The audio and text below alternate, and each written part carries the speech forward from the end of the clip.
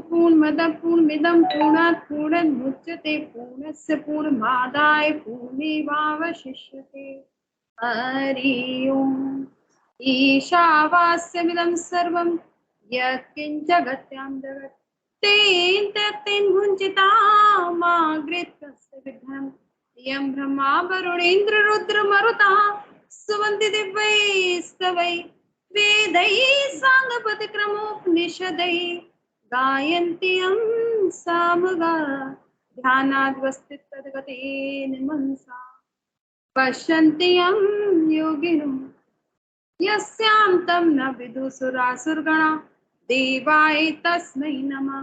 मूकं करोति वाचालं पङ्गुं लङ्घयति गिरिं यत्कृपातमहं वन्दे परमानन्दमाधवं।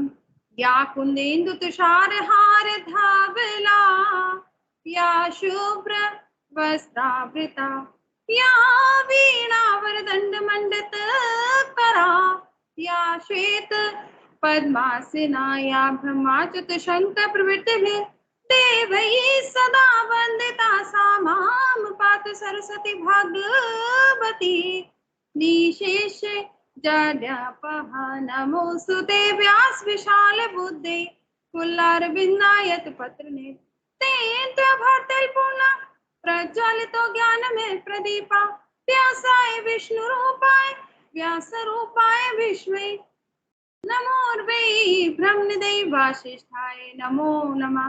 ॐ सहनां भवतु सहनौ भुनक्तु सह वीर्यं करवावहै तेजस्विनाभिर्मस्तु मा विदिशावहै। ॐ शान्ति शान्ति शान्तिः। चतुर्मुखमुखाम्बुजवदनहंसवर्धमान मानसे रमतां नित्यं सर्वशुक्ला सरस्वती नियतिकृतनियम रहितां हाल्दैकं नियमन्नवर्तन्त्रां नवरसुचिरां निर्मितमादति भारती कविर्जति। अस्तो मा सद्गमय तमसो मा ज्योतिर्गमय मृत्योर्मामृतं गमय तेजोसि तेजो महि देहि वीर्यमसि वीर्यं महि देहि बलमसि बलं महि देहि ओजोसि ओजो महि देहि। जय गणपति। जय गणपति की। बहुत ही अच्छी गणेश वंदना आपने प्रस्तुत की। सभी देवी देवताओं का आह्वान कर लिया आपने, सरस्वती माँ का भी, गणेश जी का भी, बाकी सभी का भी। बहुत बहुत धन्यवाद आपका। संजीव वशिष्ठ जी आ चुके हैं, मानस पूजा शुरू कर दीजिए। ओम नमः शिवाय। नीलम गोयल जी को मैं छोटी सी जानकारी दे देता हूँ कि जो पूर्णमदः पूर्णमिदं पूर्णात् पूर्णमुदच्यते जो श्लोक है, ये सबसे अंत में करते हैं जब हमारा जो है वो पूर्ण हो जाता है जी, है ना। शुरुआत लेकिन ये ईश वरना है ना, तो इसको शुरू में लगाया हुआ है। नहीं, लेकिन उसको सबसे आखिरी में करते हैं, है ना। ये मुझे पता है। ओम नमः शिवाय। रत्नैः कल्पितमासनं हिमजलैः स्नानं च दिव्याम्बरं नानारत्नविभूषितं मृगमदा मोदाङ्कितं चन्दनं जाति चम्पकबिल्वपत्ररचितं पुष्पं च धूपं तथा दीपं देवदयानिधे पशुपते कल्पितं गृह्यतां सौवर्णे नवरत्नखण्डरचिते पात्रे घृतं पायसं भक्षं पञ्चविधं पयोदधियुतं रम्भाफलं पानकं शाकानामयुतं जलं रुचिकरं कर्पूरखण्डोज्ज्वलं ताम्बूलं मनसा मया विरचितं भक्त्या प्रभो स्वीकुरु छत्रं चामरयोर्युगं व्यजनकं चादर्शकं निर्मलं वीणाभैर्मृदङ्गकालकला गीतं च नृत्यं तथा साष्टाङ्गं प्रणतिस्तुतिर्बहुविधा एतत्समस्तं मया संकल्पेन समर्पितं तव विभो पूजां ग्रहाण प्रभो आत्मा त्वं गिरिजामति सचरा प्राणा शरीरं गृहं पूजा ते विषयोपभोग रचना निद्रा समाधि स्थितिः संचार पदयो प्रदक्षिण विधि स्तोत्राणि सर्वा गिरो यद्यत् कर्म करोमि तत्तदखिलं शम्भो तवाराधनम् करचरण कृतं वा कायजं कर्मजं वा श्रवणनयनजं वा मानसं वापराधं वितवितं वा सर्वमेतत् क्षमस्व। जय जय करुणाब्दे श्री महादेव शंभु। जय जय करुणाब्दे श्री महादेव शंभु। जय जय करुणाब्दे श्री महादेव शंभु। ओम नमः शिवाय। ओम नमः शिवाय। बहुत बहुत धन्यवाद। मानस पूजा के बगैर पाठ पूरा ही नहीं होता। बहुत अच्छा। अब शुभानी सिंह जी आ गई हैं जी। जय गणपति की मैम। जय गणपति की। सभी को पाठ की शुरुआत की। जय गणपति की। बहुत बहुत स्वागत है आपका। 753 से 763 पेज आपको पढ़ने हैं, तो आप शुरू कर दीजिए। मैम गुरु से मंत्र लेने तक से वहां से पढ़ना है ना मैम? ठीक, thank you ma'am, thank you. गुरु से मंत्र लेने तथा उसके जप करने की विधि, 5 प्रकार के जप तथा उनकी महिमा, मंत्र गणना के लिए विभिन्न प्रकार की मालाओं का महत्व तथा उंगलियों के उपयोग का वर्णन, जप के लिए उपयोगी स्थान तथा दिशा, जप में वर्जनीय बातें, सदाचार का महत्व, अस्तित्वता की प्रशंसा और तथा पंचाक्षर मंत्र की विशेषता का वर्णन। महादेव जी कहते हैं, वारानने आज्ञाहीन, क्रियाहीन, श्रद्धाहीन तथा विधि के पालनार्थ आवश्यक दक्षिणा से हीन जो जप किया जाता है वह सदा निष्फल होता है। मेरे स्वरूप भूत मंत्र यदि आज्ञा सिद्ध, क्रिया सिद्ध और श्रद्धा सिद्ध होने के साथ ही दक्षिणा से भी युक्त हो तो उसकी सिद्धि होती है और उससे महान फल प्राप्त होता है। शिष्य को चाहिए कि वह पहले तत्ववेता, आचार, तपशील, सद्गुण संपन्न, ध्यान योग परायण एवं ब्राह्मण गुरु की सेवा में उपस्थित हो, मन में शुद्ध भाव रखते हुए प्रयत्न पूर्वक उन्हें संतुष्ट करे। ब्राह्मण साधक अपने मन, वाणी, शरीर और धन से आचार्य का पूजन करें। वह वैभव हो तो गुरु को भक्ति भाव से हाथी, घोड़े, रथ, रतन, क्षेत्र और ग्रह आदि अर्पित करें। जो अपने लिए सिद्धि चाहता हो वह धन के दान में कृपणता ना करे। तदंतर जब सामग्रियों सहित अपने आप को गुरु की सेवा में समर्पित कर दें, इस प्रकार यथाशक्ति निश्चल भाव से गुरु की विधिवत पूजा करके गुरु से मंत्र एवं ज्ञान उपदेश क्रमशः ग्रहण करके इस तरह संतुष्ट हुए गुरु अपने पूजक शिष्यों को, जो 1 वर्ष तक उनकी सेवा में रह चुका हो और गुरु की सेवा में उत्साह रखने वाला हो, अहंकार रहित हो और उपवास पूर्वक स्नान करके शुद्ध हो गया हो, पुनः विशेष शुद्धि के लिए पूर्ण कलश में रखे हुए पवित्र द्रव युक्त मंत्र शुद्ध जल से नहलाकर चंदन, पुष्पमाला, वस्त्र, आभूषण द्वारा अलंकृत करके उसे सुंदर वेशभूषा से विभूषित करें। तत्पश्चात शिष्य ब्राह्मणों द्वारा पूर्णायः वचन वाचन और ब्राह्मणों की पूजा करवा के समुद्र तट पर, नदी के किनारे, गौशाले में, देवालय में, किसी भी पवित्र स्थान में अथवा घर में सिद्धिदायक काल आने पर, शुभ तिथि, शुभ नक्षत्र, सर्वदा दोष रहित शुभ योग में गुरु अपने शिष्य को अनुग्रह पूर्वक विधि के अनुसार मेरा ज्ञान दे। एकांत स्थान में अत्यंत प्रसन्नचित हो, स्वर उच्च स्वर से हम दोनों के उस उत्तम मंत्र का शिष्य से भली भांति उच्चारण कराए। बारंबार उच्चारण कराकर शिष्य इस प्रकार आशीर्वाद दे,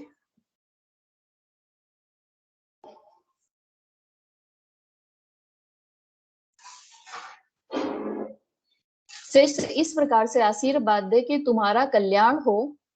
शिष्य को इस प्रकार से आशीर्वाद दे कि तुम्हारा कल्याण हो, मंगल हो, शोभन हो, प्रिय हो। इस तरह गुरु शिष्य को मंत्र और आज्ञा प्रदान करे। इस प्रकार गुरु से मंत्र और आज्ञा पाकर शिष्य एकाग्रचित्त होकर संकल्प करके पुरुषश्वर चरण पूर्वक प्रतिदिन उस मंत्र का जाप करता रहे। वह जब तक जिए तब तक अन्यान्य भाव से तत्परता पूर्वक नित्य 1008 मंत्रों का जाप किया करे। जो ऐसा करता है वह परम गति को प्राप्त होता है। जो प्रतिदिन संयम से रहकर केवल रात में भोजन करता है और मंत्र के जितने अक्षर हैं उतने लाख का 100 गुना जप आदर पूर्वक पूरा कर देता है, वह पौष शर्वृक कहलाता है। जो पुरुष शरण करके प्रतिदिन जप करता रहता है, उसके समान इस लोक में दूसरा कोई नहीं है, वह सिद्धिदायक सिद्ध हो जाता है।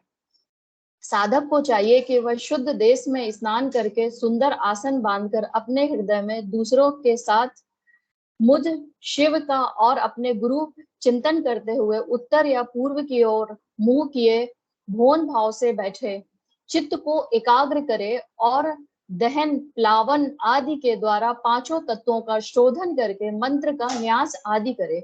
इसके बाद सकलीकरण की क्रिया संपन्न करके प्राण और अपान निमयन करते हुए हम दोनों के स्वरूप को धारण करे और विद्या स्थान अपने रूप, ऋषि, छंद, देवता, बीज, शक्ति तथा मंत्र के वाचार्थ रूप मुझे परमेश्वर का स्मरण करके पंच अक्षरी जप का जाप करें।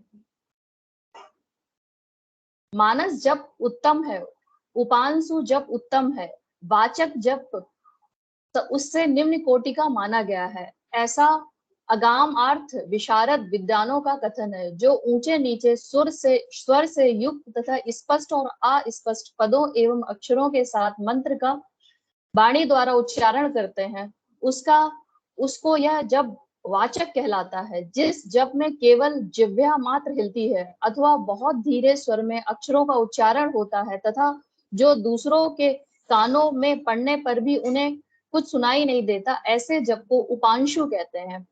जिस जप में अक्षर पंक्ति का एक वर्ण से दूसरे वर्ण का, एक पद से दूसरे पद का तथा शब्द का अर्थ मनके के द्वारा बारंबार चिंतन मात्र होता है, वह मानस जप कहलाता है। वाचक जप 1 गुना ही फल देता है, उपांशु जप 100 गुना फल देने वाला बताया जाता है, मानस जप का फल सहस्त्र गुना कहा गया है तथा सागर्भ जब उससे 100 गुना अधिक फल देने वाला होता है। प्राणायाम पूर्वक जो जप होता है उसे सागर्भ जप कहते हैं। अगर्भ जप में भी आदि और अंत में प्राणायाम कर लेना श्रेष्ठ बताया गया है। मंत्रार्थ वेता बुद्धिमान साधक प्रणाम करते समय 40 बार मंत्र का स्मरण कर ले। जो ऐसा करने में असमर्थ हो वह अपनी शक्ति के अनुसार जितना हो सके उतना ही मंत्रों का मानसिक जप कर ले। 5, 3 अथवा 1 बार अगर्भ या सगर्भ प्राणायाम करें। इन दोनों में सगर्भ प्राणायाम श्रेष्ठ माना गया है। सगर्भ की अपेक्षा भी ध्यान सहित जप सहस्त्र गुना फल देने वाला कहा गया है। इन 5 प्रकार के जप में से कोई एक जप अपनी शक्ति के अनुसार करना चाहिए। अंगुली से जप की गणना करना 1 गुना बताया गया है। रेखा से गणना करना 8 गुना उत्तम समझना चाहिए। पुत्र जीव के बीजों की माला से गणना करने पर जप का 10 गुना अधिक फल होता है।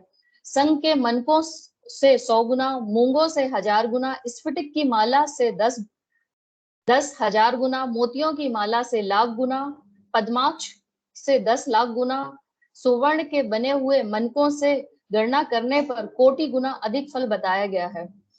कुश की गांठ तथा रुद्राक्ष से गणना करने पर अनंत गुण फल की प्राप्ति होती है। 30 रुद्राक्ष के दानों से बनाई गई माला जप धर्म में ध्यान देने वाली होती है। 27 दानों की माला कुष्ठदायिनी और 25 दानों की माला मुक्तदायिनी होती है। 15 रुद्राक्षों की बनी हुई माला अभिचार कर्म में फलदायक होती है। जप कर्म में अंगूठे को मोक्षदायक समझना चाहिए और तर्जनी को शत्रु नाशक, मध्यमा धन देती है, अनामिका शांति प्रदान करती है। 108 दानों की माला उत्तोत्तम मानी जाती है। 100 दानों की माला उत्तम और 50 दानों की माला मध्यम होती है। 54 दानों की माला मनोहरणी एवं श्रेष्ठ कही गई है। इस तरह की माला से जप करें, वह जप किसी को दिखाए नहीं कनिष्ठिका का अंगुली अक्षरणी मानी गई है। इसलिए जप कर्म में शुभ और दूसरी उंगलियों के के साथ अंगुष्ठ द्वारा जप करना चाहिए, क्योंकि अंगुष्ठ के बिना किया हुआ जप निष्फल होता है।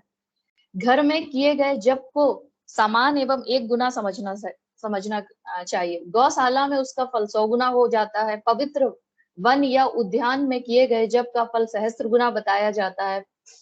पवित्र पर्वत पर 10,000 गुना, नदी के तट पर लाख गुना, देवालय में कोटि गुना और मेरे निकट किए गए जप को अनंत गुना कहा गया है। सूर्य, अग्नि, गुरु, चंद्रमा, दीपक, जल, ब्राह्मण, गौ के समीप किया हुआ जप श्रेष्ठ होता है। पूर्वामुख किया हुआ जप वशीकरण में और दक्षिणामुख किया हुआ जप अभिचार कर्म में सफलता प्रदान करने वाला होता है। पश्चिमामुखी जप को धन दायक जानना चाहिए और उत्तरमुखी जप शांतिदायक होता है। सूर्य, अग्नि, ब्राह्मण, देवता, अन्य श्रेष्ठ पुरुषों के समीप उनकी ओर पीठ करके जप नहीं करना चाहिए।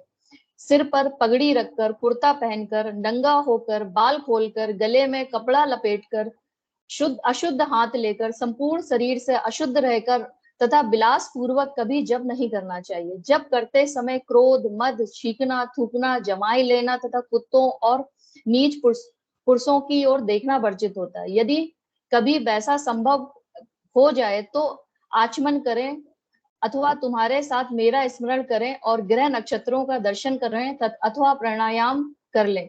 बिना आसन के बैठकर, सोकर, चलते चलते अथवा खड़े होकर जप ना करें।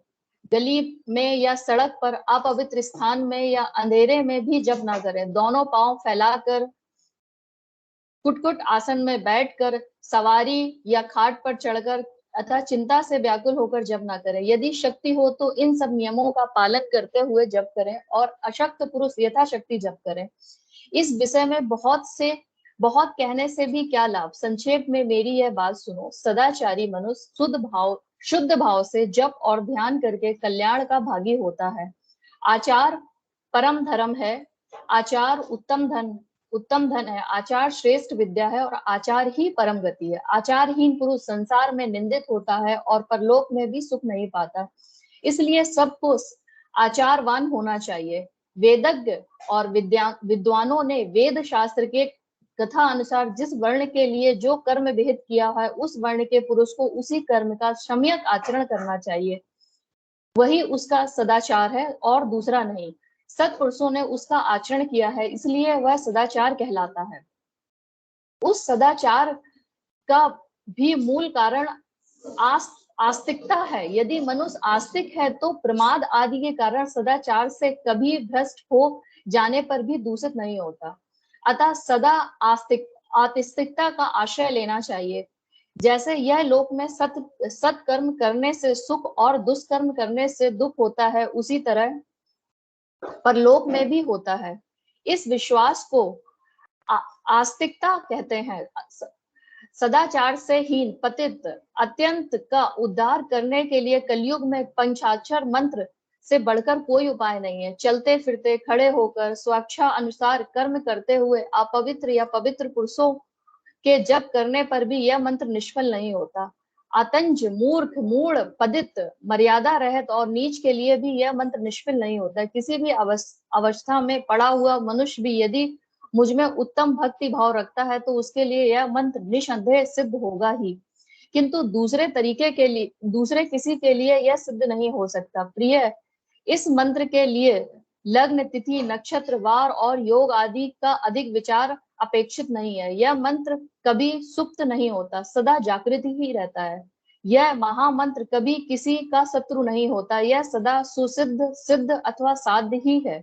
सिद्ध गुरु के उपदेश से प्राप्त हुआ मंत्र सुसिद्ध कहलाता है। असिद्ध गुरु का भी दिया हुआ मंत्र सिद्ध कहा गया है। जो केवल परंपरा से प्राप्त हो, किसी गुरु के उपदेश से नहीं मिलता हो, वह मंत्र साध्य होता है। जो मुझ में मंत्र में, गुरु में अतिशय श्रद्धा रखने वाला हो, उसका मिला हुआ मंत्र किसी भी गुरु के द्वारा साधित हो, असाधित हो, सिद्ध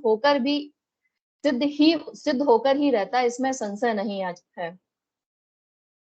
इसलिए अधिकार की दृष्टि से विघ्न युक्त होने वाले पुरुष मंत्रों को त्याग कर विद्वान पुरुष साक्षात परमा विद्या पंचाक्षरी का आश्रय ले। दूसरे मंत्रों के सिद्ध हो जाने से यह मंत्र सिद्ध नहीं होता, परंतु इस महामंत्र के सिद्ध होने पर वे दूसरे मंत्र अवश्य सिद्ध हो जाते हैं।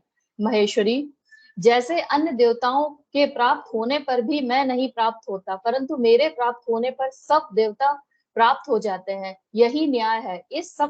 इन सब मंत्रों के लिए भी है। इस सब मंत्रों के जो दोष हैं वो इस मंत्र में संभव नहीं है, क्योंकि यह मंत्र जाति आदि की अपेक्षा ना रखकर प्रवक्त रहता है। तथापि छोटे छोटे तुच्छ फलों के लिए सहसा इस मंत्र का विनियोग नहीं करना चाहिए, क्योंकि यह मंत्र महान फल देने वाला है। उपमन्यु कहते हैं, इदा यदुनंदन, इस प्रकार त्रिशूलधारी महादेव जी ने तीनों लोकों के हित के लिए साक्षात महादेवी पार्वती से इस पंचाक्षर मंत्र विधि कही थी। जो एकाग्रचित हो, भक्ति भाव से इस प्रसंग को सुनता है या सुनाता है, वह सब पापों से मुक्त होकर परम गति को प्राप्त होता है। अध्याय 14 की समाप्ति। त्रिविध दीक्षा का निरूपण, शक्तिपात की आवश्यकता तथा उसके लक्षणों का वर्णन, गुरु का महत्व, ज्ञानी पुरुष से मोक्ष की प्राप्ति और गुरु के द्वारा शिष्य की परीक्षा।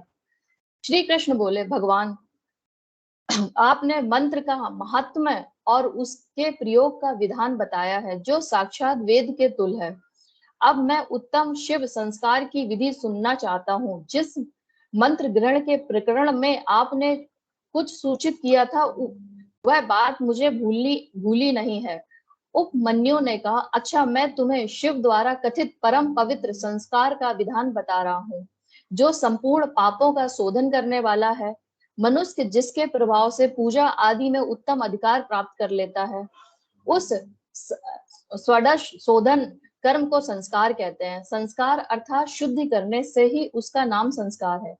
यह विज्ञान देता है और पास बंधन को छीड़ करता है, इसलिए इसे संस्कार को ही दीक्षा भी कहते हैं। शिव शास्त्र में परमात्मा शिवत ने सांभवी, शक्ति और मांत्री 3 प्रकार की दीक्षा का उपदेश दिया है।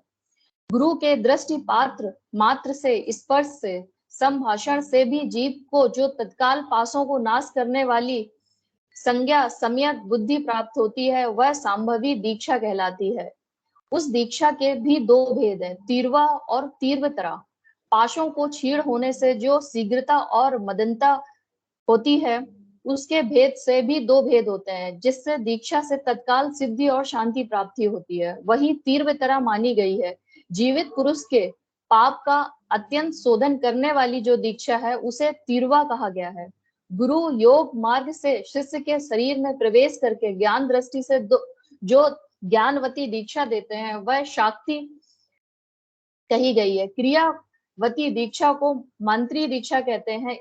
इसमें पहले होम कुंड और यज्ञ मंडप का निर्माण किया जाता है, फिर गुरु बाहर से मंद और मदांतर उद्देश्यों को लेकर शिष्य को संस्कार करते हैं। शक्तिपात के अनुसार शिष्य गुरु के अनुग्रह का भाजन होता है। शैव धर्म का अनुसरण का शक्तिपात मूलक है, अतः संक्षेप में उसके विषय में निवेदन किया जाता है। जिस शिष्य में गुरु की शक्ति का पात नहीं होता, उसमें शुद्धि नहीं आती, उसमें ना तो विद्या, ना शिवाचार, ना मुक्ति, ना ही सिद्धियां हो पाती हैं। अतः प्रचुर शक्तिपात के लक्षणों को देखकर गुरु ज्ञान अथवा क्रिया के द्वारा शिष्य को शोधन करे। जो मोहवश इसके विपरीत आचरण करता है, वह दुर्बुद्ध नष्ट हो जाता है। अतः गुरु सब प्रकार से शिष्य का परीक्षण करें। उत्कृष्ट बोध और आनंद की प्राप्ति ही शक्तिपात का लक्षण है, क्योंकि वह परम शक्ति प्रबोधन नंद रूपिणी है। आनंद और बोध का लक्षण है। अंतःकरण में विकार है। जब अंतःकरण द्रवित होता है, तब ब्रह्मा शरीर में कंप, रोमांच, स्वर विकार, नेत्र विकार, अंग विकार प्रकट होते हैं। शिष्य भी शिव पूजन आदि में गुरु का संपर्क प्राप्त करके अथवा उनके साथ रह करके उनमें प्रकट होने वाले इन लक्षणों से गुरु की परीक्षा करें। शिष्य गुरु को शिक्षणी होता है और उसका गुरु के प्रति गौरव होता है। इसलिए सर्वथा प्रयत्न करें कि शिष्य ऐसा आचरण करे जो गुरु के गौरव के अनुरूप हो, जो शिव कहा गया है और जो शिव है वह गुरु माना गया है। विद्या के आकार में ही शिव ही गुरु बनकर विराजमान है। जैसे शिव है वैसे ही विद्या है, जैसी विद्या है वैसे ही गुरु है। शिव विद्या है और गुरु के पूजन से समान फल मिलता है। गुरु सर्व देवात्मक है और गुरु सर्व मंत्रमय है। अतः संपूर्ण यत्न से गुरु की आज्ञा को श्रोधार करना चाहिए। यदि मनुष्य अपना कल्याण चाहने वाला है और बुद्धिमान है तो वह गुरु के प्रति मन, वाणी, क्रिया द्वारा सब कभी मिथ्याचार, कपटपूर्ण बर्ताव ना करे। गुरु आज्ञा दे या ना दे, शिष्य उनका हित और प्रिय करे, उनके सामने और पीठ पीछे भी उनका कार्य करता रहे। ऐसे आचारों से युक्त गुरु भक्त सदा मन में उत्साह रखने वाला और जो गुरु को प्रिय करने वाला शिष्य है वही शैव धर्मों के उद्देश्य का अधिकारी है। यदि गुरु गुणवान, विद्वान, परमानंद का प्रशासक, तत्ववेता और शिव भक्त है तो वह मुक्ति देने वाला है और दूसरा नहीं। ज्ञान उत्पन्न करने वाले जो परमानंद जनक तत्व है उसे जिसने जान लिया है वही आनंद का साक्षात्कार करा सकता है। ज्ञान रहित नाम मात्र का गुरु ऐसा नहीं कर सकता। नौकाएं एक दूसरे को पार लगा सकती हैं किंतु ऐसा कोई शिला दूसरी शिला को ताड़ सकती है? किंतु क्या कोई शिला दूसरी शिला को ताड़ सकती है? नाम मात्र के गुरु से नाम मात्र की मुक्ति प्राप्त हो सकती है। जिन्हें तत्व का ज्ञान है वे ही स्वयं मुक्त होकर दूसरों को भी मुक्त करते हैं। तत्वहीन को कैसे बोध होगा कि बोध के बिना कैसे आत्मा का अनुभव होगा?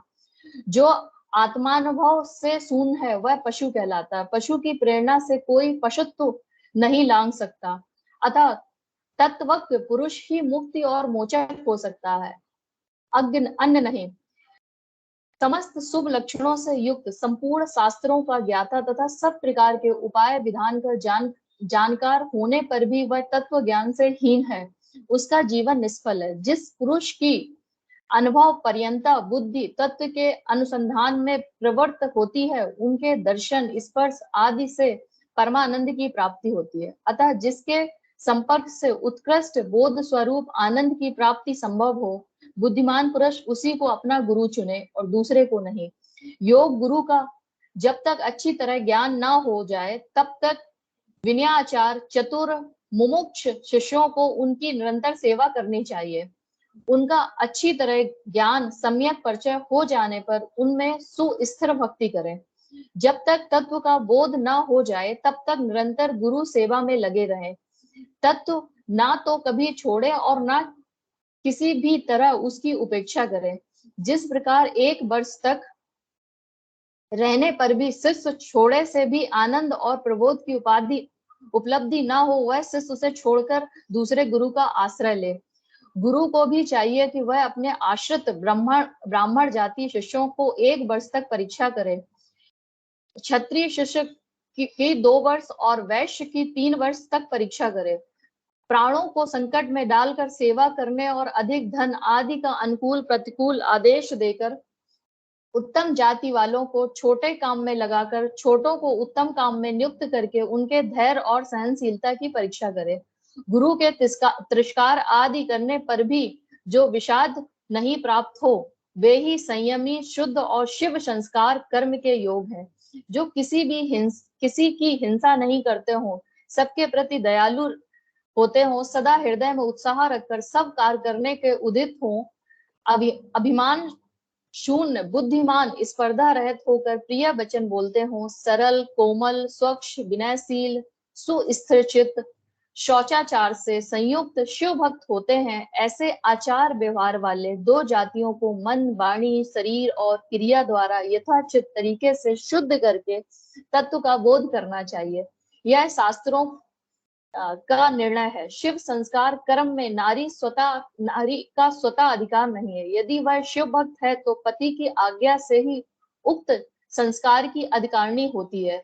विधवा स्त्री का पुत्र आदि की अनुमति से, कन्या का पिता की आज्ञा से शिव संस्कार में अधिकार होता है। शूद्र, पतितों और वर्ण संकरों के लिए षडशोधन का विधान नहीं है। यदि परम कारण शिव में स्वाभाविक अनुराग रखते हो तो शिव का चरण उत्तक देकर अपने पापों की शुद्धि करें। अध्याय 15 की समाप्ति। संस्कार का समय और समाचार की दीक्षा की विधि। समयाचार की दीक्षा की विधि। उपमन्यु कहते हैं, यदुनंदन, नाना प्रकार के दोष रहित शुद्ध स्थान और पवित्र दिन में गुरु पहले शिष्य का समय नामक संस्कार करे। गंध, वर्ण, रस आदि से विधि पूर्वक भूमि की परीक्षा करके वास्तु शास्त्र में बताई गई पद्धति से वहां मंडप का निर्माण करे। मंडप के बीच में वेदी बनाकर 8 दिशाओं में छोटे छोटे कुंड बनाए। फिर ईशान कोण में या पश्चिम दिशा में प्रधान कुंड का निर्माण करे। एक ही प्रधान कुंड बनाकर चंदोवा, ध्वज तथा अनेक प्रकार की बहुसंख्यक मालाओं से उसको सजाए। तत्पश्चात वेदी के मध्य भाग में शुभ लक्षणों से युक्त मंडल बनाए। लाल रंग के सुवर्ण आदि के चूर्ण से वह मंडल बनाना चाहिए। मंडल ऐसा हो कि उसमें ईश्वर का आवाहन किया जा सके। निर्धन मनुष्य सिंदूर, अगहनी और तिन्नी के चावल के चूर्ण से मंडल बनाए। इस मंडप में 1 या 2 हाथ का श्वेत लाल कमल बनाए। 1 हाथ के कमल की कर्णिका 8 उंगली की होनी चाहिए। उसके केसर 4 अंगुल में हो और शेष भाग में अष्टदल आदि की कल्पना करें। 2 हाथ कमल की कर्णिका आदि 1 हाथ वालों से 2 गुनी होनी चाहिए। उगत वेदी मंडप के ईशान कोण में पुनः एक वेदी पर 1 हाथ या आधे हाथ का मंडल बनाए और उसे शोभाजनक सामग्रियों से सुशोभित करे। तत्पश्चात धान, चावल, सरसों, तिल, फूल, कुसा उस मंडल को आच्छादित करके उसके ऊपर शुभ लक्षणों से युक्त शिव कलश की स्थापना करें। यह कलश सोना, चांदी, तावा, मिट्टी का होना चाहिए। उस पर गंध, पुष्प, अक्षत, पुष्प, दूर्वा कर रखें। उसके कंठ में सफेद सूत लपटाया जाए। उसे 2 नूतन वस्त्रों से आच्छादित किया जाए। उसमें शुद्ध जल भर दिया जाए। कलश में 1 मुट्ठा कुश अग्रभाग ऊपर की ओर डालकर रखा जाए। सुवर्ण आदि द्रव छोड़ा जाए। उस कलश को उस पर ढक दिया जाए। उस आसन रूप कमल के उत्तर दल में शूद्र आदि के बिना झारी या गड़ुआ, बर्दनी, शंख, चक्र, कमल दल आदि सभी सामग्री संग्रह करके रखें। उगत आसन मंडल के अग्रभाग में चंदन मिश्रित जल से भरी हुई वर्धनी अस्त्र राज के लिए रखें। फिर मंडल के पूर्व भाग में पूर्वत मंत्र युक्त कलश की स्थापना करके शिव की विधि पूर्वक महापूजा आरंभ करें। समुद्र या नदी के किनारे, गौशालों में, पर्वत के शिखर पर, देवालों में, घर में, किसी भी मनोहर स्थान में मंडप आदि रचना के बिना पूर्वोक्त सब कार्य करें। फिर पूर्वत मंडल और अग्नि की वेदी बनाकर गुरु प्रसन्न मुख से पूजा भवन में प्रवेश करे। वहां सब प्रकार के मंगल कृत्य का संपादन करके नित्य कर्म करके अनुष्ठान पूर्वक मंडल के मध्य भाग में महेश्वर की महापूजा करने के अनंतपुरा पुनः शिव कलश पर शिव का आवाहन पूजन करें। पश्चिम अभिमुख यज्ञ रक्षक ईश्वर का ध्यान करके अस्त्र राज की वर्धनी में दक्षिण की ओर और ईश्वर के अस्त्र की पूजा करें। फिर मंत्र युक्त कलश में मंत्र तथा मुद्रा आदि का न्यास करके मंत्र विशारद गुरु मंत्र याग करें। इसके बाद देशक श्रोमणी गुरु प्रधान कुंड में शिवांगनी की स्थापना करके उसमें होम करें। साथ ही दूसरे ब्राह्मण भी चारों ओर से उसमें आहुति डाले। आचार से आधे अथवा चौथाई होम का उनके लिए विधान है। आचार श्रोमणी को प्रधान कुंड में हवन करना चाहिए। दूसरे लोगों को स्व अध्याय, श्रोत्र और मंगल पाठ करना चाहिए। अन्य शिव भक्त भी वहां विधिवत पूजा जप करें। नृत्य, गीत, वाद एवं अन्य मंगल कृत भी होने चाहिए। सदस्यों को विधिवत पूजन, पूर्णाहवचन और पुनः भगवान शंकर का पूजन संपन्न करके शिष्य पर अनुग्रह करने की इच्छा मन में लिए आचार्य महादेवी इस प्रकार की प्रार्थना करें। देवेश्वर प्रसन्न होइए, विश्वनाथ दयानिधि मेरे शरीर में प्रवेश करके आप कृपा पूर्वक इस शिष्य को बंधन मुक्त करिए। तदंतर मैं ऐसा ही करूंगा। इस प्रकार इष्ट देव की अनुमति पाकर गुरु उस शिष्य को अपने जिसने उपवास किया है या अभिष्ट भोजन किया है अपने निकट बुलाए। वह शिष्य एक समय भोजन करने वाला और व्रत हो, स्नान करके प्रातः काल कृत्य पूरा कर चुका हो, मंगल कृत्य का संपादन करके प्रणव का जप और महादेव जी का ध्यान कर रहा हो, उसे पश्चिम और दक्षिण द्वार के सामने मंडल में कुश के आसन उत्तर की ओर मुख करके बैठाएं और गुरु स्वयं पूर्व की ओर मुख करके खड़ा हो। गुरु शिष्य ऊपर की ओर मुख करके हाथ जोड़ ले। गुरु प्रो छड़ी के जल से शिष्य को प्रोक्षण करके उसके मस्तक पर अस्त्र मुद्रा द्वारा फूल फेंक कर मारे। फिर अभिमंत्रित नूतन वस्त्र आधे दुपट्टे से उसकी आंख बांधे। उसके बाद शिष्य को दरवाजे से मंडल के भीतर प्रवेश कराया जाए। शिष्य भी गुरु से प्रेरित होकर शंकर जी की 3 बार प्रदक्षिणा करे। इसके बाद प्रभु को स्वर्ण मिश्रित पुष्पांजलि चढ़ाकर पूर्व और उत्तर की ओर मुख करके पृथ्वी पर दंड की भांति गिरकर साष्टांग प्रणाम करे। तदंतर मूल मंत्र से गुरु शिष्य को प्रोक्षण करके पूर्वत अस्त्र मंत्र के द्वारा उसके मस्तक पर फूल से ताड़न करने के पश्चात नेत्र बंधन खोल दे। शिष्य पुनः मंडल की ओर देखकर हाथ जोड़ प्रभु को प्रणाम करे। इसके बाद शिव स्वरूप आचार्य शिव को मंडल के दक्षिण अपने बाएं भाग में कुश के आसन पर बैठाए और महादेव जी की आराधना करके उसके मस्तिष्क पर शिव का वरद हाथ रखे। मैं शिव हूँ, इस अभिमान से युक्त गुरु शिव के तेज से संपन्न और हाथ को शिष्य के मस्तिष्क पर रखे और शिव मंत्र का उच्चारण करे। उसी हाथ से वह शिष्य के संपूर्ण अंगों का स्पर्श करे। शिष्य भी आचार स्वरूप में उपस्थित हुए ईश्वर को पृथ्वी पर गिरकर साष्टांग प्रणाम करे। तदंतर वह शिष्य शिवाग्नि से महादेव जी की विधिवत पूजा करके 3 आहुति दे ले। वह गुरु पुनः पूर्ववर्त शिष्य को अपने आस पास बैठा ले। कुशों के अग्रभाग से उसका स्पर्श करते हुए विद्या या मंत्र द्वारा अपने आप को उसके भीतर आविष्ट करे। तत्पश्चात महादेव जी को प्रणाम करते हुए नाड़ी संधान करे। फिर शिव शास्त्र में बताए हुए मार्ग से प्राण का निष्क्रमण करके शिष्य के शरीर में प्रवेश की भावना करे। साथ ही मंत्रों का तर्पण भी करे। मूल मंत्र के तर्पण के लिए उसके उच्चारण पूर्वक 10 आहुतियां देनी चाहिए। फिर अंगों के तर्पण के लिए अंग मंत्रों को ही क्रमशः 3 आहुतियां दें। इसके बाद पूर्ण आहुति देकर मंत्र वेता गुरु प्राश्चित के निमित्त मूल मंत्र से पुनः 10 आहुतियां अग्नि में डालें। फिर देवेश्वर शिव का पूजन करके सम्यक आचमन और हवन करने के पश्चात यथोचित रीत से जतित वैश्य का उद्धार करें। भावना द्वारा उसके वैश्यत्व को निकालकर उसे क्षत्रित्व की उत्पत्ति करें। फिर इसी तरह क्षत्रित्व का भी उद्धार करके गुरु उसके ब्राह्मणत्व की उद्भावना करें। इसी प्रणाली से जतित क्षत्रिय भी उद्धार करके ब्राह्मण बनाएं। फिर उन दोनों शिष्यों के रुद्रत्व की उत्पत्ति करें जो जाति से ही ब्राह्मण है। उस शिष्य में केवल रुद्रत्व की ही स्थापना करें। फिर शिष्य का प्रोक्षण और ताड़न करके उसके आग की चिंगारियों के समान प्रकाशमान शिव स्वरूप आत्मा को अपने आत्मा में स्थित होने की भावना करें। तदंतर पूर्वोक्त नाड़ी से गुरु मंत्रोच्चारण पूर्वक वायु का रेचन करे। वायु का निस्सारण करके उस नाड़ी के द्वारा ही शिष्य के हृदय में वह स्वयं प्रवेश करे। प्रवेश करके उसके चैतन्य का नील बिंदु के समान चिंतन करे।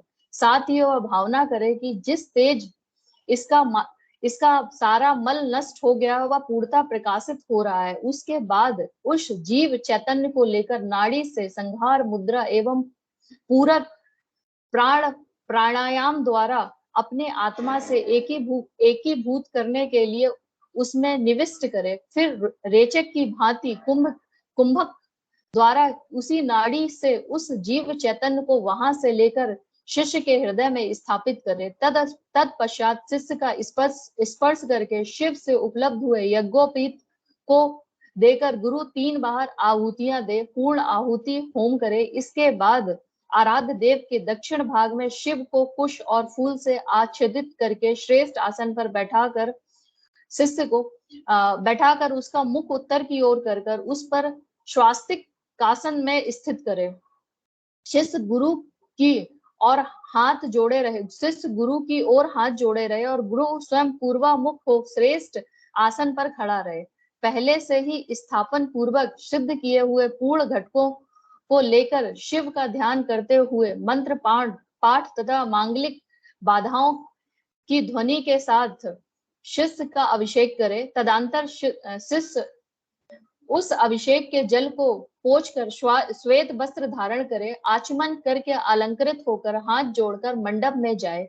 तब गुरु पहले की भांति उसे कुशासन पर बैठाकर मंडल में महादेव जी की पूजा करके करन्यास करे। इसके बाद मन ही मन महादेव जी का ध्यान करते हुए दोनों हाथों में भस्म लेकर शीर्ष के अंगों में लगाए और शिव मंत्र का उच्चारण करे। तदंतर शिवाचार मात्र कन्याश के मार्ग से शिष्य का दहन पिलावनादि सरलीकरण करके उसके मस्तिष्क पर शिव के आसन का ध्यान करे। वहां शिव का आवाहन करके यथोचित रीत से उनकी मानसिक पूजा करे। तत्पश्चात हाथ जोड़कर महादेव जी की प्रार्थना करे, प्रभु आप नित्य यहाँ विराजमान हो।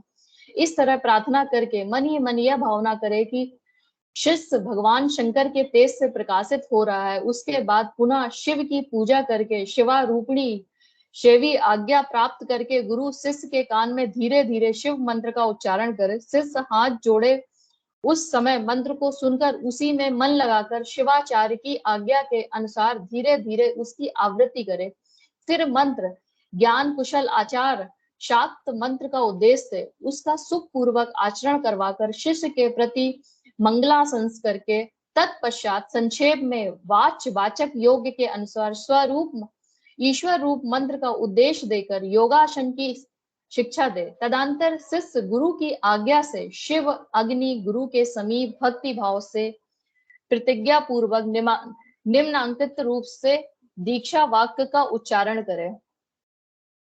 मेरे लिए प्राणों का परित्याग कर देना अच्छा होगा या सिर कटा देना भी अच्छा होगा, किंतु मैं भगवान त्रिलोचन की पूजा किए बिना कभी भोजन नहीं कर सकता।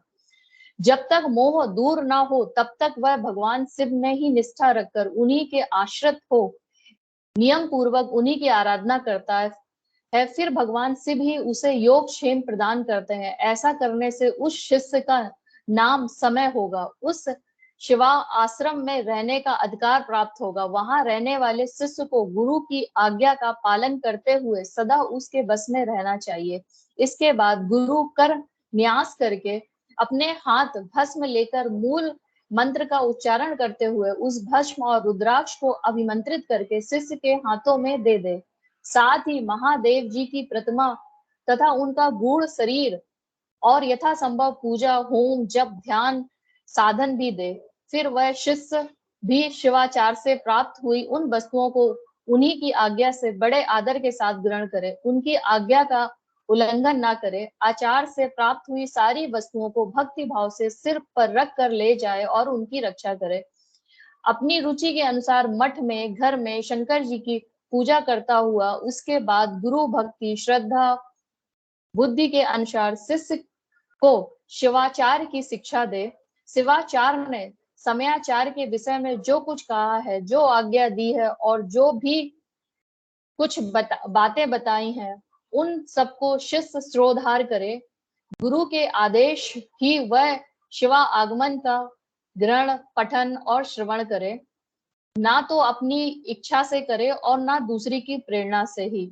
इस प्रकार मैंने संक्षेप में सामाख्य संस्कार समयाचार की दीक्षा का वर्णन किया है। यह मनुष्य को साक्षात शिव धाम की प्राप्ति कराने के लिए सबसे उत्तम साधन है। अध्याय 16 की समाप्ति। जय गणपति की मैम।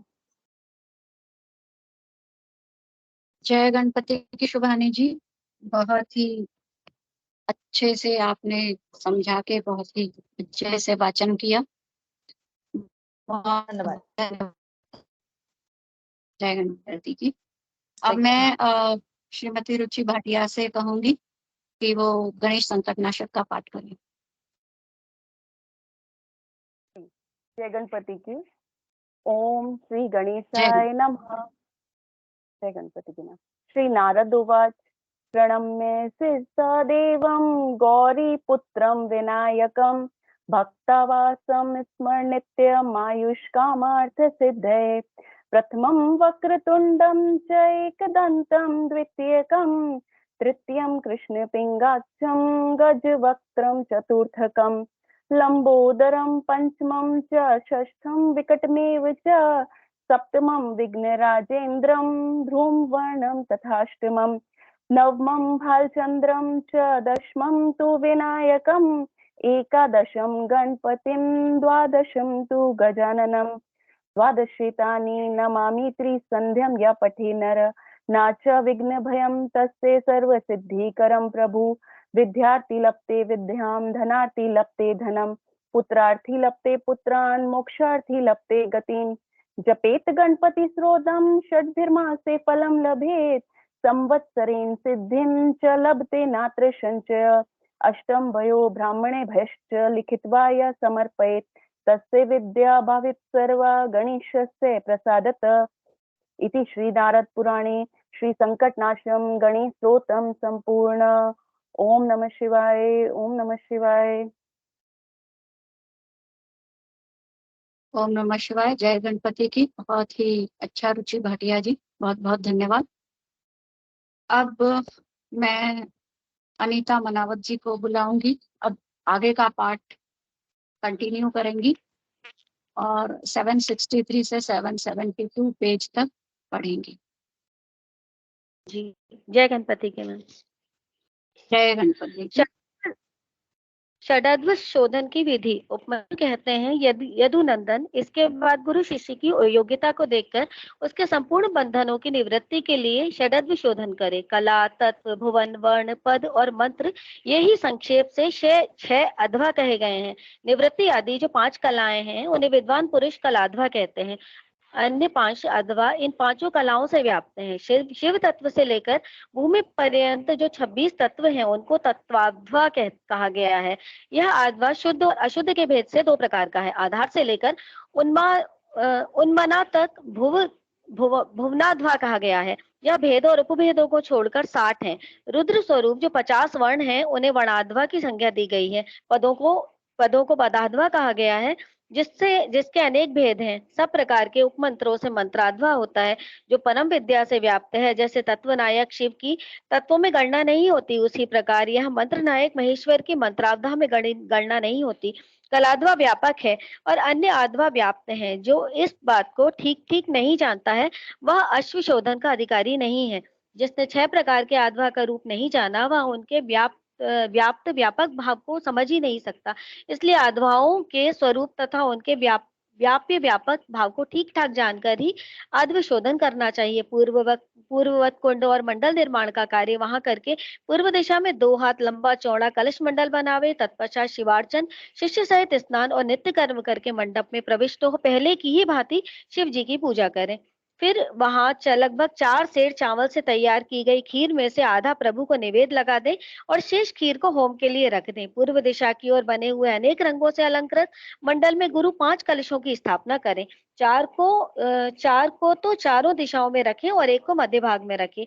उन कलशों पर मूल मंत्र के नमः शिवाय इन 5 अक्षरों को बिंदु और नाद से युक्त करके उनके द्वारा कल्प विधि का ज्ञाता गुरु ईशान आदि ब्रह्मों की स्थापना करे। मध्यवर्ती कलश पर ओम नम ईशानाय नमः ईशानम स्थापयामि कहकर ईशान की स्थापना करे। पूर्ववर्ती कलश पर ओम मम तत्पुरुषाय नमः तत्पुरुषम स्थापयामि कहकर तत्पुरुष की, दक्षिण कलश पर ओम शिव अघोराय नमः अघोरम स्थापयामि कहकर अघोर की, वाम व उत्तर भाग में रखे हुए कलश पर ओम वामदेवाय नमः वामदेवम स्थापयामि कहकर वामदेव की, तथा पश्चिम के कलश पर ओम यम संघोजाताय नमः संघोजातम स्थापयामि कहकर संघोजात की स्थापना करे। तदनंतर रक्षा विधान करके मुद्रा बांधकर कलशों को अभिमंत्रित करे। इसके बाद पूर्ववत शिवाग्नि में होम आरंभ करे।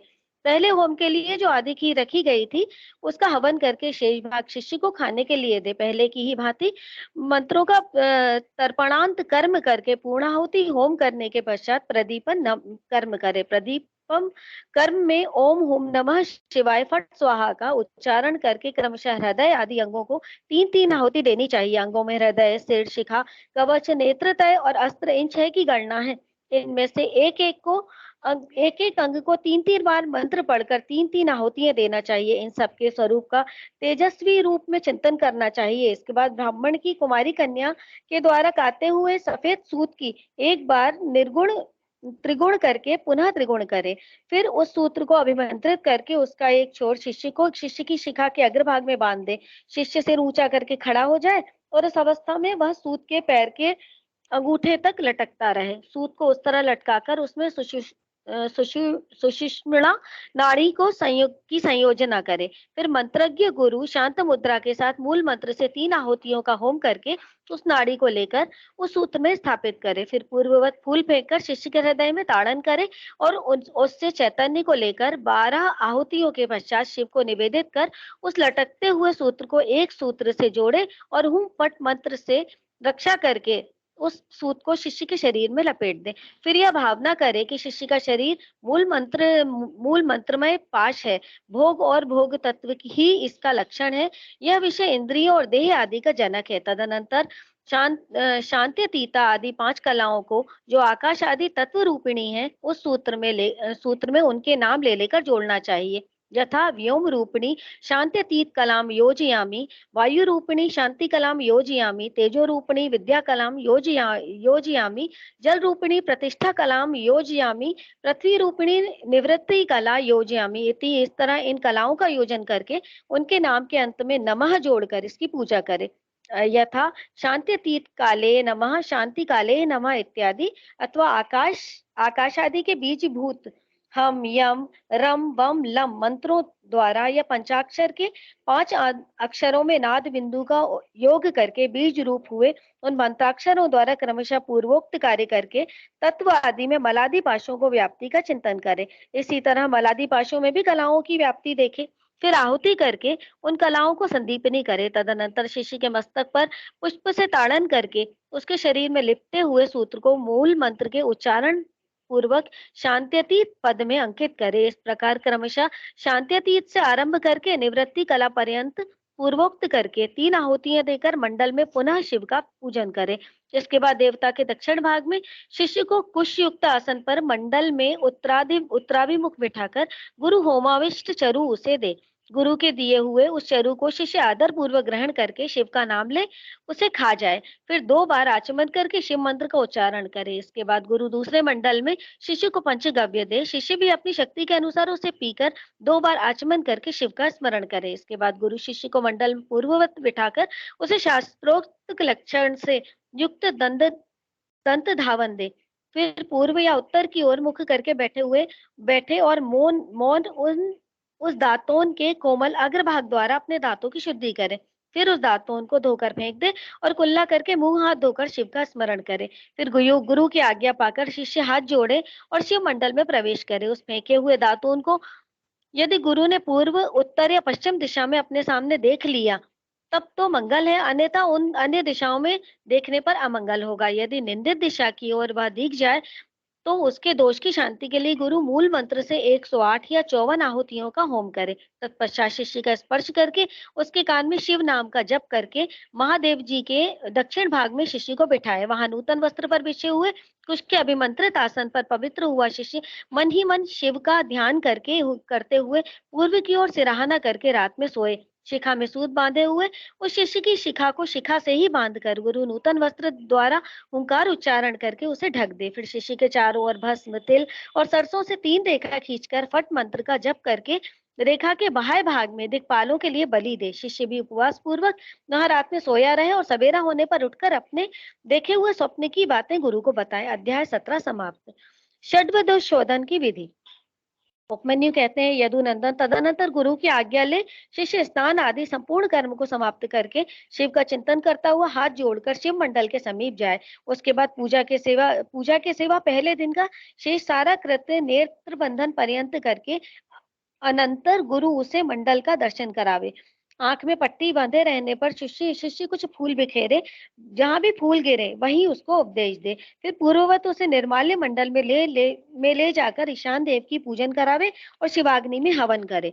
यदि शिष्य ने दुःस्वप्न देखा हो तो उसके दोष की शांति के लिए 100 या 50 बार मूल मंत्र से अग्नि में आहुति दे। तदनंतर शिखा में बंधे हुए सूत को पूर्ववत लटकाकर आधार शक्ति की पूजा से लेकर निवृत्ति कला संबंधी बागीश्वरी पूजन पर्यंत सब कार्य होम पूर्वक करे। इसके बाद निवृत्ति कला में व्यापक सती बागेश्वरी को प्रणाम करके मंडल में महादेव जी के पूजन पूर्वक 3 आहुतियां दे। शिष्य को एक ही समय संपूर्ण योनियों में प्राप्त कराने की भावना करे। फिर शिष्य के सूत्र में शरीर में ताड़न प्रोक्षण आदि करके उसके आत्म चैतन्य को लेकर द्वादशांत में निवेदन करे। फिर वहां से भी उसे लेकर आचार्य मूल मंत्र से शास्त्रोक्त मुद्रा द्वारा मानसिक भावना से एक ही साथ संपूर्ण योनियों में संयुक्त करे। देवताओं की 8 जातियां हैं, तिर्यक योनियों, पशु पक्षियों की 5 और मनुष्यों की 1 जाति। इस प्रकार कुल 14 योनियां हैं। इस सब में शिष्य को एक साथ प्रवेश कराने के लिए गुरु मन ही मन भावना द्वारा शिष्य की आत्मा को यथोचित रीति से बागेश्वरी के गर्भ में निविष्ट करे।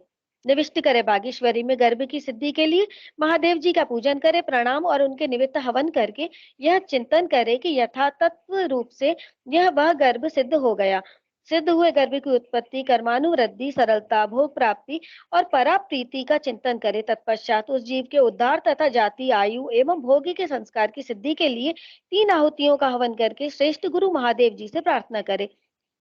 भोक्तृत्व विषयक आसक्ति अथवा भोक्तृता और विषयासक्ति रूप के मल निवारण पूर्वक शिष्य के शरीर का शोधन करके उसके त्रिविध पाश का उच्छेद कर डाले। कपट या माया से बंधे हुए शिष्य के पाश का अत्यंत भेदन करके उसके चैतन्य को केवल स्वच्छ माने। फिर अग्नि में पूर्ण आहुति देकर ब्रह्म का पूजन करे और ब्रह्मा के लिए 3 आहुतियां देकर उन्हें शिव की आज्ञा सुनाए। पितामह त्वया नास्य यातु शिवम परम पदम प्रतिबंधो विद्यातव्य सेवा गेशा गरीयसी। पितामह, यह जीव शिव के परम पद को जाने वाला है, तुम्हें इसमें विघ्न नहीं डालना चाहिए। यह भगवान शिव की गुरुवत आज्ञा है। ब्रह्मा जी को शिव का यह आदेश सुनाकर उसकी विधि पूर्वक पूजा तथा विसर्जन करके महादेव जी की अर्चना करे और उनके लिए 3 आहुतियां दे। तत्पश्चात निवृत्ति द्वारा शुद्ध हुए शिष्य की आत्मा का पूर्ववत उद्धार करके अपनी आत्मा एवं सूत्र में स्थापित कर बागीश का पूजन करे, उनके लिए 3 आहुति दे और प्रणाम करके विसर्जन कर दे। तत्पश्चात निवृत्त पुरुष प्रतिष्ठा कला के साथ सानिध्य स्थापित करे। उस समय एक बार पूजा करके 3 आहुतियां दे और शिष्य के आत्मा के प्रतिष्ठा कला में प्रवेश की भावना करे। इसके बाद प्रतिष्ठा का आवाहन करके पूर्वोक्त संपूर्ण कार्य संपन्न करने के पश्चात उसमें व्यापक बागीश्वरी देवी का ध्यान करे। उनकी कांति पूर्ण चंद्र मंडल के समान ध्यान के पश्चात शेष कार्य पूर्ववत करे। तदनंतर भगवान विष्णु को परमात्मा शिव की आज्ञा सुनाए। फिर उनका भी विसर्जन आदि शेष कृत्य पूर्ण करके प्रतिष्ठा का विद्या से संयोग करे। उसमें भी पूर्ववत सब कार्य करे। साथ ही उसमें व्याप्त बागेश्वरी देवी का चिंतन पूजन तथा प्रज्वलित अग्नि में पूर्ण होमांत सब कर्म क्रमशः संपन्न करके पूर्ववत नील रुद्र का आवाहन एवं पूजन आदि करे। फिर पूर्वोक्त रीति से उन्हें भी शिव की आज्ञा सुना दे। तदनंतर उनका भी विसर्जन करके शिष्य की दोष शांति के लिए विद्या कला को लेकर उनकी व्याप्ति का अवलोकन करे और उसमें व्यापिका बागेश्वरी देवी का पूर्ववत ध्यान करे। उनकी आकृति प्रातः काल के सूर्य की भांति अरुण रंग की है और वे 10 दिशाओं को उद्वासित कर रही है। इस प्रकार ध्यान करके शेष कार्य पूर्ववत करे। फिर महेश्वर देव का आवाहन, पूजन और उनके उद्देश्य से हवन करके उन्हें मन ही मन शिव की पूर्वोक्त आज्ञा सुनावे। तत्पश्चात महेश्वर का विसर्जन करके अन्य शांति कला को शांत तीत कला तक पहुंचाकर उनकी व्यापकता का अवलोकन करें। उसके स्वरूप में व्यापक बागेश्वरी देवी का चिंतन करें। उनका स्वरूप आकाश मंडल के समान व्यापक है। इस प्रकार ध्यान करके पूर्णाहुति होम पर्यंत सारा कार्य पूर्ववत करे। शेष कार्य की पूर्ति करके सदाशिव की विधिवत पूजा करे और उन्हें भी अमित पराक्रमी शंभु की आज्ञा सुना दे। फिर वहां भी पूर्ववत शिष्य के मस्तक पर शिव की पूजा करके उन बागेश्वरी देव को प्रणाम करे और उनका विसर्जन कर दे। तदनंतर शिव मंत्र से पूर्ववत शिष्य के मस्तक का प्रोक्षण करके यह चिंतन करे कि शांति तीता कला का शिव मंत्र से विलय हो गया। 6 अध्माओं से परे वो शिव की सर्वाद्य व्यापिनी पराशक्ति है। वह करोड़ों सूर्यों के समान तेजस्वी है। ऐसा इसके स्वरूप का ध्यान करे। फिर उस शक्ति के आगे शुद्ध स्फटिक के समान निर्मल हुए शिष्य को ले आकर बिठा दे और आचार्य कैंची को धोकर शिव शास्त्र में बताई हुई पद्धति के अनुसार सूत्र सहित उसकी शिखा का छेदन करे। उस शिखा को पहले गोबर में रखकर फिर ओम नमः शिवाय 62 का उच्चारण करके उसका शिवाग्नि में हवन कर दे। फिर कैंची धोकर रख दे और शिष्य की चेतना को उसके शरीर में लौटा दे। इसके बाद जब शिष्य स्नान, आचमन और स्वस्ति वाचन कर ले तब उसे मंडल के निकट ले जाए और शिष्य को दंडवत प्रणाम करके क्रियालोप जनित दोष की शुद्धि के लिए यथोचित रीति से पूजा करे। तदनंतर वाचक का मंत्र का धीरे धीरे उच्चारण करके अग्नि में 3 आहुतियां दे। फिर मंत्र वैकल्पी जनित दोष की शुद्धि के लिए देवेश्वर शिव का पूजन करके मंत्र का मानसिक उच्चारण करते हुए अग्नि में 3 आहुतियां दे। महामंडल में विराजमान अम्बा, पार्वती सही शंभु की समाराधना करके 3 आहुतियों का हवन करने के पश्चात गुरु हाथ जोड़कर इस प्रकार प्रार्थना करे। भगत सत्व प्रसादेन शुद्धि रस्य षड ध्वनः कृता तस्मात् परम धाम गमयेमं ताव्यव्यम। भगवान, आपकी कृपा से इस शिष्य की षडत्व शुद्धि की गई, अतः आप इसे अपने अविनाशी परधाम में पहुंचाइए। इस तरह भगवान से प्रार्थना कर नाड़ी संतान पूर्वक पूर्ववत पूर्णाहुति होम पर्यंत कर्म का संपादन करके भूत शुद्धि करे। स्थिर तत्व पृथ्वी, अस्थिर तत्व वायु, शीत तत्व जल, उष्ण तत्व अग्नि तथा व्यापकता एवं एक रूपता आकाश तत्व का भूत शुद्धि कर्म में चिंतन करें। यह चिंतन उन भूतों की शुद्धि के उद्देश्य से ही करना चाहिए। भूतों की ग्रंथियों का छेदन करके उनके अधिपतियों या अधिष्ठाता देवताओं सहित उनके त्याग पूर्वक स्थिति योग के द्वारा उन्हें परम शिव में नियोजित करें। इस प्रकार शिष्य के शरीर का शोधन करके भावना द्वारा उसे दग्ध करें। फिर उसकी राख को भावना द्वारा ही अमृत कणों से आप्लावित करें। तदनंतर उसमें आत्मा की स्थापना करके उसके विशुद्ध अध्वमय शरीर का निर्माण करे। उसमें पहले संपूर्ण अध्वों में व्यापक शुद्ध शांत्यतीता कला का शिष्य के मस्तक पर न्यास करे। फिर शांति कला का मुख में, विद्या कला का गले से लेकर नाभि पर्यंत भाग में, प्रतिष्ठा कला का उसके नीचे के अंगों में चिंतन करे। तदनंतर अपने बीजों सहित सूत्र मंत्र का न्यास करके संपूर्ण अंगों सहित शिष्य को शिष्य स्वरूप समझे। फिर उसके हृदय कमल में महादेव जी का आवाहन करके पूजन करे। गुरु को चाहिए कि शिष्य में भगवान शिव के स्वरूप की नित्य उपस्थिति मानकर शिष्य के तेज से तेजस्वी हुए उस शिष्य के अणिमा आदि गुणों का भी चिंतन करे। फिर भगवान शिव से अप्रसन्न हो ऐसा कहकर अग्नि में 3 आहुतियां दे। इस प्रकार पुनः शिष्य के 3 निम्नांकित गुणों का उत्पादन करे। सर्वज्ञता, तृप्ति आदि अंतर रहित बोध, अलुप्त शक्तिमत्ता, स्वतंत्रता और अनंत शक्ति, इन गुणों की उसमें भावना करे। इसके बाद महादेव जी से प्रार्थना करे कि उन देवेश्वर का मन ही मन चिंतन करते हुए संगोजात आदि कलशों द्वारा क्रमशः शिष्य का अभिषेक करे। तदनंतर शिष्य को अपने पास बिठाकर पूर्ववत शिव की अर्चना करके उनकी आज्ञा ले। अब उस शिष्य को शैवी विद्या का उपदेश दे। उस शैवी विद्या के आदि में ओमकार हो, वह उस ओमकार से ही संपुटित हो और उसमें अंत में नमः लगा हुआ हो। यह विद्या शिव और शक्ति दोनों से संयुक्त हो, यथा ओम ओम नमः शिवाय ओम नमः। इस तरह शक्ति विद्या का भी उपदेश करे, यथा ओम ओम नमः शिवाय ओम नमः। इन विद्याओं के साथ ऋषि, छंद, देवता, शिवा और शिव की शिव रूपता, आवरण, पूजा तथा शिव संबंधी आसनों का भी उपदेश दे। तत्पश्चात देवेश्वर शिव का पुनः पूजन करके कहे, भगवान, मैंने जो कुछ भी किया वह सब आप सकृत रूप कर दें। इस तरह भगवान शिव से निवेदन करना चाहिए। तदनंतर शिष्य सहित गुरु पृथ्वी पर दंड की भांति गिरकर महादेव जी को प्रणाम करके प्रणाम के अंततर उस मंडल से और अग्नि से भी उनका विसर्जन कर दे। इसके बाद समस्त पूजनीय सदस्यों का पूजन करना चाहिए। सदस्यों और ऋत्विजनों अपने वैभव के अनुसार सेवा करनी चाहिए। साधन आदि अपना कल्याण चाहे तो धन खर्च करने में कंजूसी ना करे। अध्याय 18 समाप्त। साधक संस्कार और मंत्र महात्म्य का वर्णन। उपमन्यु कहते हैं, यदुनंदन, अब मैं साधन संस्कार और मंत्र महात्म्य का वर्णन करूंगा। इस बात की सूचना मैं पहले दे चुका हूँ। पूर्ववत मंडल में कलश पर स्थापित महादेव जी की पूजा करने के पश्चात हवन करें। फिर नंगे सिर शिष्य को उस मंडल के पास भूमि पर बिठावे। पूर्ण आहुति होम पर्यंत सब कार्य पूर्ववत करके मूल मंत्र से 100 आहुतियां दे। श्रेष्ठ गुरु कलशों से मूल मंत्र के उच्चारण पूर्वक तर्पण करके संदीपन कर्म करें। फिर क्रमशः पूर्वोक्त कर्मों का संपादन करके अभिषेक करें। तत्पश्चात गुरु शिष्य को उत्तम मंत्र दे। वहां विद्योपदेशांत सब कार्य विस्तार पूर्वक संपादित करके पुष्प युक्त जल से शिष्य के हाथ पर शैवी विद्या को समर्पित करें और इस प्रकार करें। तवे ही कामुष्मी कयोः सर्व सिद्धि फल प्रदः भवत वेश महामंत्र प्रसाद तत्पर मेष्ठिनः। सौम्य, यह महामंत्र परमेश्वर शिव के कृपा प्रसाद से तुम्हारे लिए अहलौकिक तथा परलौकिक संपूर्ण सिद्धियों के फल को देने वाला है। ऐसा कहे महादेव जी की पूजा करके उनकी आज्ञा लें, गुरु साधक को साधन और शिव योग का उपदेश दे। गुरु के उस उपदेश को सुनकर मंत्र साधन शिष्य उनके सामने ही विनियोग करके मंत्र साधन आरंभ करे। मूल मंत्र के साधन को पुनश्चरण कहते हैं, क्योंकि विनियोग नामक कर्म सबसे पहले आचरण में लाने योग्य है। यही पुनश्चरण शब्द की व्युत्पत्ति है। मुमुक्ष के लिए मंत्र साधन अत्यंत कर्तव्य है, क्योंकि किया हुआ मंत्र साधन इहलोक और परलोक में साधक के लिए कल्याणदायक होता है। शुभ दिन और शुभ देश में निर्दोष समय में दांत और नख साफ करके अच्छी तरह स्नान करें और पूर्वाह काली कृत्य करके पहले यथा प्राप्त गंध पुष्पमाला तथा आभूषणों से अलंकृत हो। सिर पर पगड़ी रख दुपट्टा ओढ़ पूर्णतः श्वेत वस्त्र धारण कर देवालय में, घर में या किसी पवित्र या मनोहर देश में पहले से अभ्यास में लाए गए सुशासन पर बैठकर शिव शास्त्रोक्त पद्धति के अनुसार अपने शरीर को शिव रूप बनाए। फिर देव देवेश्वर नकुलीश्वर शिव का पूजन करके उन्हें खीर का नैवेद्य अर्पित करें। क्रमशः उनकी पूजा पूरी करके उन प्रभु को प्रणाम करके उनके मुख से आज्ञा पाकर 1 करोड़, आधा करोड़ अथवा चौथाई करोड़ शिव मंत्र का जप करें तथा 20 लाख या 10 लाख जप करें। उसके बाद से सदा खीर एवं क्षार नमक रहित अन्य पदार्थ का दिन रात में केवल 1 बार भोजन करें। अहिंसा, क्षमा, मनोनिग्रह, दम, इंद्रिय संयम का पालन करता रहे।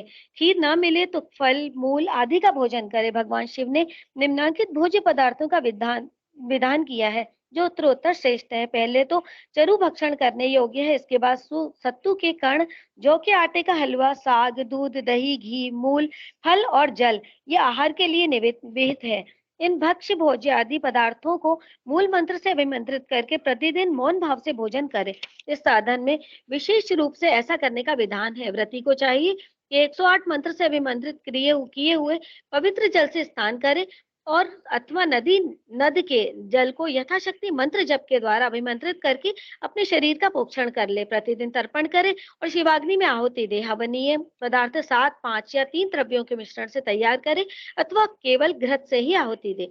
जो शिव भक्त साधक इस प्रकार भक्ति भाव से शिव की साधना या आराधना करता है, उसके लिए इहलोक और परलोक में कुछ भी दुर्लभ नहीं है।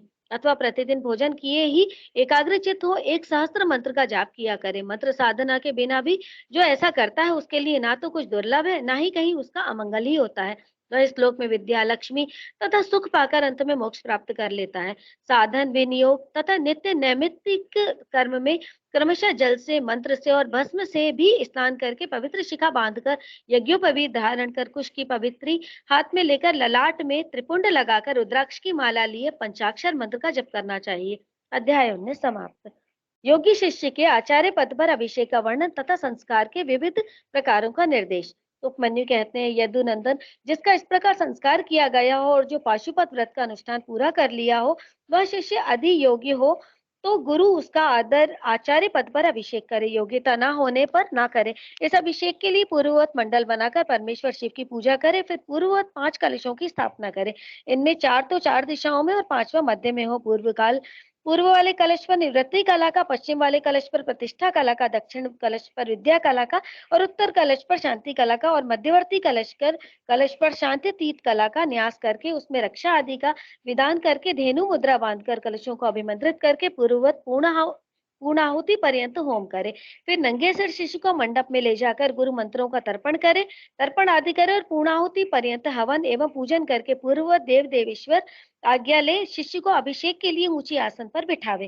पहले सरलीकरण की क्रिया करके पंचकला रूपी शिष्य के शरीर में मंत्र का न्यास करे। फिर उस शिष्य को बांधकर शिव को सौंप देता। तदनंतर निवृत्ति कला आदि से युक्त कलशों को क्रमशः उठाकर शिष्य का शिव मंत्र से अभिषेक करे। अंत में मध्यवर्ती कलश के जल से अभिषेक करना चाहिए। इसके बाद शिव भाव को प्राप्त हुए आचार्य शिष्य के मस्तक पर शिव हस्त रखे और उसे शिवार्चन की संज्ञा दे।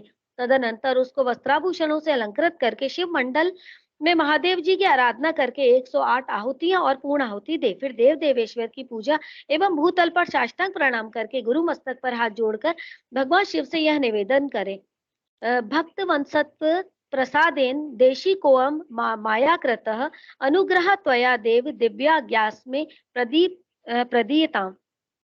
भगवान आपकी कृपा से मैंने इस योगी शिष्य को आचार्य बना दिया है। देव, अब आप अनुग्रह करके इसे दिव्य आज्ञा प्रदान करें। इस प्रकार कहकर गुरु शिष्य के साथ पुनः शिव को प्रणाम करें और दिव्य शिव शास्त्र का शिव की ही भांति पूजन करें। इसके बाद शिव की आज्ञा लेकर आचार्य अपने उस शिष्य को अपने दोनों हाथों से शिव संबंधी ज्ञान की पुस्तक दे। वह उस शिवागम विद्या को मस्तक पर रखकर फिर उसे विद्यास्थान आसन पर रखे और यथोचित रीति से प्रणाम कर उसकी पूजा करे। तदनंतर गुरु उसे राजोचित चिन्ह प्रदान करे, क्योंकि आचार्य पदवी को प्राप्त हुआ पुरुष राज्य पाने के भी योग्य है। तत्पश्चात गुरु उसे पूर्वाचार्यों द्वारा आचरित शिव शास्त्रोक्त आचार का अनुशासन करें, जिससे सब लोगों में सम्मान होना है। आचार्य पदवी को प्राप्त हुआ पुरुष शिव शास्त्रोक्त लक्षणों के अनुसार यत्न पूर्वक शिष्यों की परीक्षा करके उनका संस्कार करने के अनंतर उन्हें शिव ज्ञान का उपदेश दे। इस प्रकार वह बिना किसी आयास के शौच, क्षमा, दया,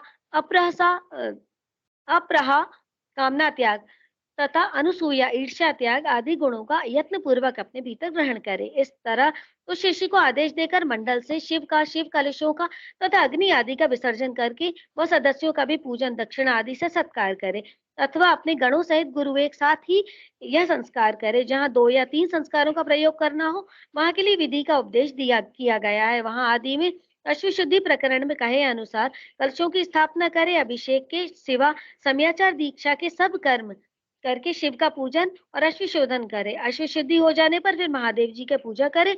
इसके बाद हवन और मंत्र तर्पण, दीपन कर्म तथा महेश्वर की आज्ञा ले शिष्य के हाथ में मंत्र समर्पण पूर्वक शेष कार्य पूर्ण करे, अथवा संपूर्ण मंत्र संस्कार का क्रमशः अनुचिंतन करके गुरु अभिषेक पर्यंत अश्वशुद्धि का कार्य संपन्न करे। वहां शांत्यतीता आदि कलाओं के लिए जिस विधि का अनुष्ठान किया गया है, वह सारा विधान 3 तत्वों की शुद्धि के लिए भी कर्तव्य है। शिव तत्व, विद्या तत्व और आत्म तत्व, ये 3 तत्व कहे गए हैं। शक्ति में पहले शिव का, फिर विद्या का और उसके बाद उसकी आत्मा का आविर्भाव हुआ है। शिव से शांत्यतीतत्व व्याप्त है और शांति कलाध्वा उसके विद्या कलाध्वा, विद्या से परिशिष्ट प्रतिष्ठा कलाध्वा और उससे निवृत्ति कलाध्वा व्याप्त है। शिव शास्त्र के पारंगत मनीषी पुरुष मूल मंत्र शांभव शिव संस्कार को दुर्लभ मानकर शाक्त संस्कार का प्रतिपादन करते हैं। श्री कृष्ण इस प्रकार मैंने तुमसे संपूर्ण यह चतुर्विधि संस्कार कर्म का वर्णन किया है। अब और क्या सुनना चाहते हो? अध्याय भी समाप्त। ओम नमः शिवाय।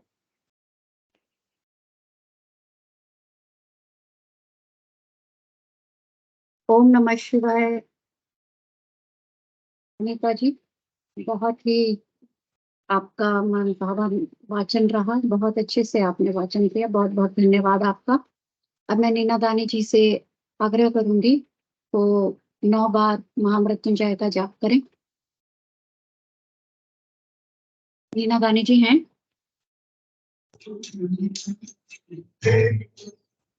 जय गणपति जी। जय गणपति। मेरी आवाज आ रही है? हाँ जी, बिल्कुल आ रही है। त्र्यंबकं यजामहे सुगन्धिं पुष्टिवर्धनम् उर्वारुकमिव बन्धनान् मृत्योर्मुक्षीयमामृतात्।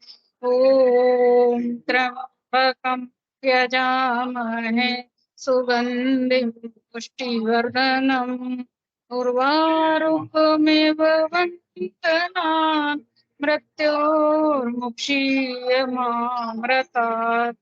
ॐ त्र्यंबकं यजामहे सुगन्धिं पुष्टिवर्धनम् उर्वारुकमिव बन्धनान् मृत्योर्मुक्षीयमामृतात्। ॐ त्र्यंबकं यजामहे सुगन्धिं पुष्टिवर्धनम् उर्वारुकमिव बन्धनान् मृत्योर्मुक्षीयमामृतात्।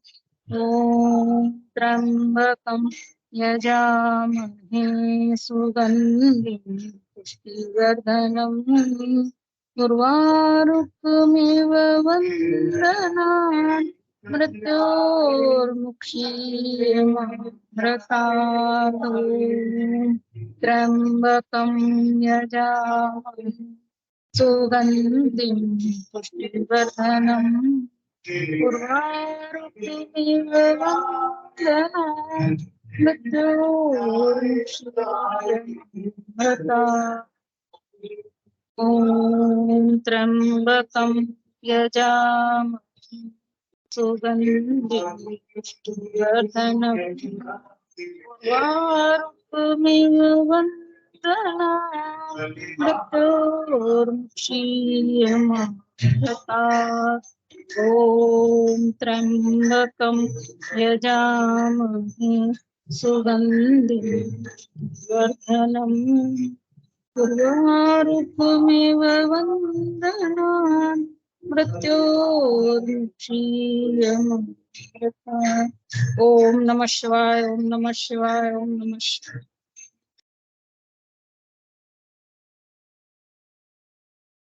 ओम नमः शिवाय। बहुत बहुत धन्यवाद नीना जी आपका।